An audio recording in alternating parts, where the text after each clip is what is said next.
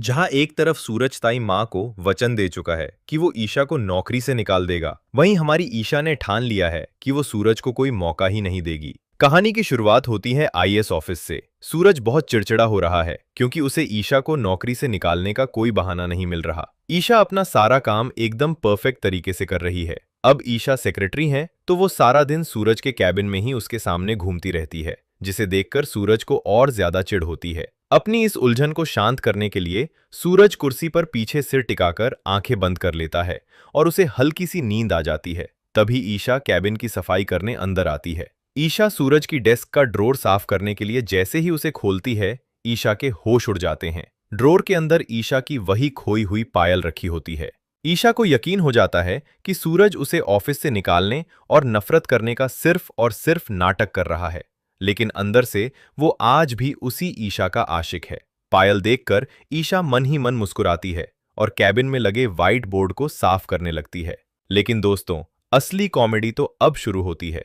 Board साफ करते वक्त ईशा के हाथ से कपड़ा नीचे गिर जाता है और बोर्ड पर लिखी हुई सूरज की सीक्रेट प्लानिंग सामने आ जाती है। बोर्ड पर लिखा होता है, ईशा जी को जॉब से निकालने के ऑप्शंस। 1. वो कोई गलती करें। 2. काम टाइम पर पूरा ना करें। ये देखकर ईशा की जोर से हंसी छूट जाती है। ईशा समझ जाती है कि ये खड़ूस बॉस उसे निकालने के लिए कितनी मेहनत कर रहा है। सूरज अभी भी सो रहा होता है। ईशा चुपचाप बाहर जाती है और मिश्रा जी और ऑफिस के चपरासी को बुलाकर लाती है और उन्हें वो बोर्ड दिखाती है। सूरज का ये बचकाना प्लान देखकर वो तीनों अपनी हंसी कंट्रोल नहीं कर पाते। तभी सूरज की आंख खुल जाती है। सूरज तीनों को अपने कैबिन में हंसते हुए देखकर कंफ्यूज हो जाता है, लेकिन जैसे ही सूरज की नजर अपने उस व्हाइट बोर्ड पर पड़ती है, सूरज शर्म से पानी पानी हो जाता है। बॉस की सरेआम इतनी भयानक बेइज्जती हो जाती है। अपनी इस भयंकर बेइज्जती को छुपाने और अपना ईगो बचाने के लिए सूरज तुरंत भड़क जाता है। सूरज ताई माँ को दिए वचन को याद करता है और गुस्से में एक टर्मिनेशन लेटर टाइप करके ईशा के हाथ में थमा देता है।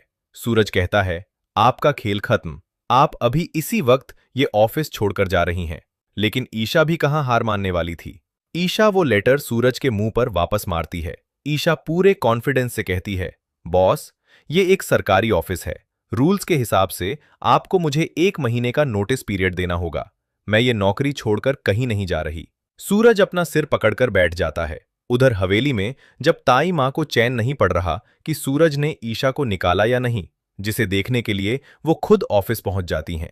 ताई माँ ऑफिस में आकर ईशा पर चिल्लाने ही वाली होती हैं कि तभी वहां सुपर हीरो की तरह बंटी की एंट्री हो जाती है। बंटी अपनी चालाकी से ताई माँ को बातों में उलझा देता है। बंटी ताई माँ को याद दिलाता है कि ये कलेक्टर का ऑफिस है।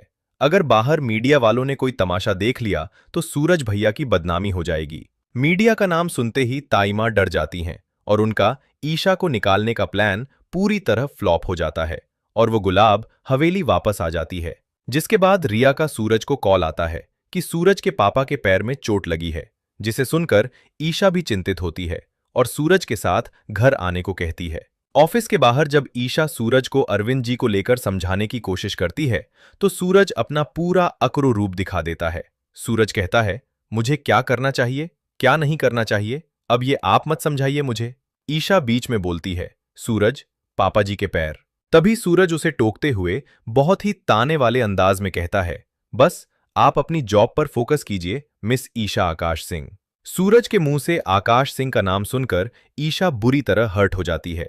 ईशा तड़प कर जवाब देती है, जो करना है वो करो, मुझे किसी का एहसान नहीं चाहिए, मैं चली जाऊंगी, रखो अपनी गाड़ी अपने पास। दोस्तों, सूरज का ये गुस्सा ईशा को कब तक रुलाएगा और क्या पायल मिलने के बाद ईशा सूरज का असली सच सबके सामने ला पाएगी? दंगल टीवी का मोस्ट पॉपुलर टीवी सीरियल में से एक पति ब्रह्मचारी का अगर आप सभी को भी 15 अप्रैल का आज का यह लेटेस्ट एपिसोड पसंद आया है तो इसी तरीके से आने वाले हर रोज की तरह अपकमिंग एपिसोड्स को देखने के लिए हमारे यूट्यूब चैनल को अभी सब्सक्राइब कीजिए, बेल नोटिफिकेशन को ऑन कर लीजिए। सूरज और ईशा की जोड़ी को आप लोग भी दिल से पसंद करते हैं तो वीडियो को लाइक करना मत भूलिएगा। यहाँ तक बने रहने के लिए आपका तहे दिल से धन्यवाद।